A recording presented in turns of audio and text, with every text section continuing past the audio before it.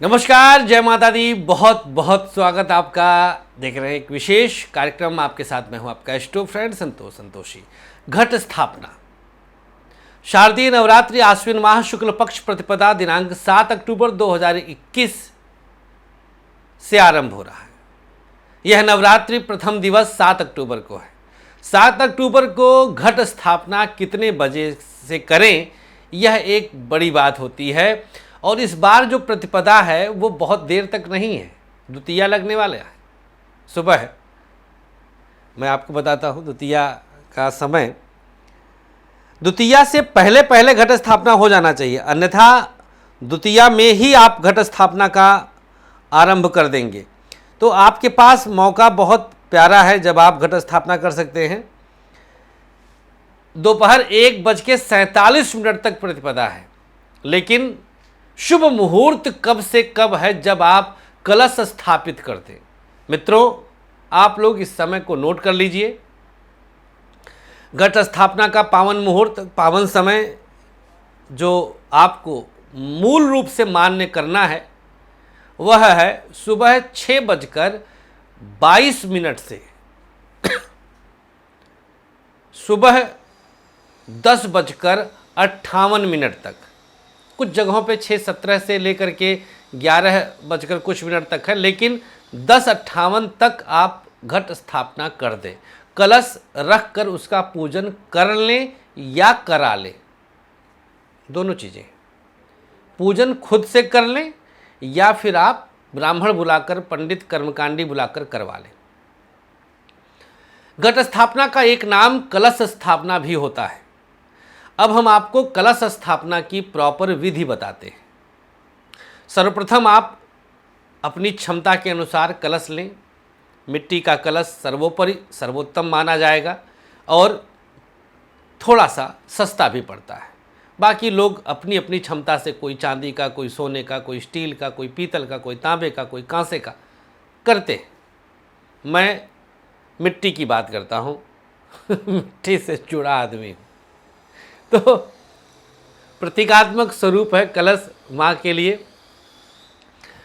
कलश स्थापना करने से पहले जिस जगह पे कलश स्थापना करना है वहाँ पर आप स्वच्छता के लिए पंचगव्य, गाय की 5 चीज़ें, दूध, दही, गाय का दूध, दही, गोबर, गौमूत्र और घी, 5 गाय की चीज़ें थोड़ा सा पानी में मिला के उस स्थान को पंचगव्य से पूर्णतः पवित्र कर लें। इसके बाद वहाँ पर जो मिट्टी में क्षेत्री बोते हैं, जौ के ज्वार बोलते हैं, बोया जाता है, उसको मिला दें और एक स्वास्तिक बना लें आटे से, हल्दी से। आटा और हल्दी से एक स्वास्तिक बनाकर कलश मध्य में रख दें।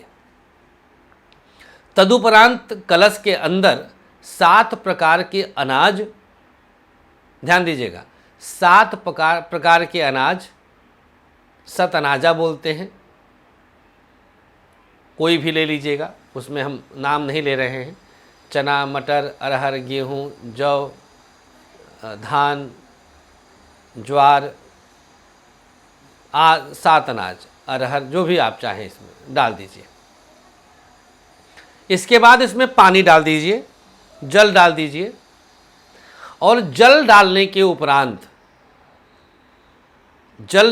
उपरांत थोड़ा सा इसमें सुगंधित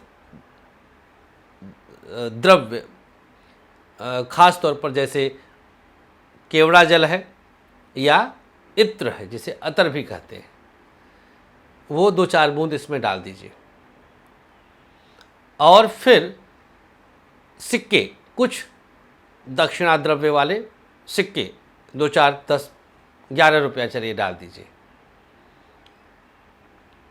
इसके बाद इसके मुंह पर एक कुसिया, हम लोग घड़ा को जो ढकते हैं उसका ढक्कन, जो कुसिया, उसको रख कर थोड़ा सा चौड़े मुंह का, उसमें चावल भर दीजिए और इस चावल के ऊपर नारियल में, पानी वाले जटा नारियल में लाल कपड़ा लपेटकर कलावा बांधकर उसको रख दीजिए।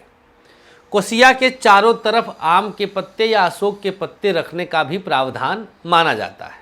ये सारी चीज़ें प्राकृतिक हैं और यह पर्व प्रकृति की दिव्यता का द्योतक होता है। प्रकृति की दिव्यता को ग्रहण कराने के लिए होता है, उसकी शक्ति को अपने साथ जोड़ने के लिए, कनेक्ट करने के लिए होता है।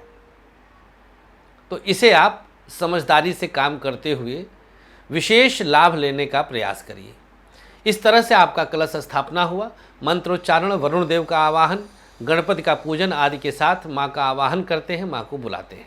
परमपिता परमेश्वर से प्रार्थना है कि माँ आपके दरवाजे पर आएँ, आप सबको अपने आशीर्वाद से आह्लादित करें। माँ आपकी ऊपर अपनी कृपा का आशीर्वाद हमेशा देती रहे, ऐसी हम उस माँ से, जगत जननी से प्रार्थना करते हैं। 7 अक्टूबर से जब नवरात्रि आरंभ होगा तो उससे लेकर के 11 तक आप हमसे गाज़ियाबाद में मुलाकात भी कर सकते हैं, अपॉइंटमेंट ले सकते हैं। थैंक यू सो मच मोहब्बत बनाए रखने के लिए। माँ आप सबका कल्याण करें। नमस्कार, श्री राधे।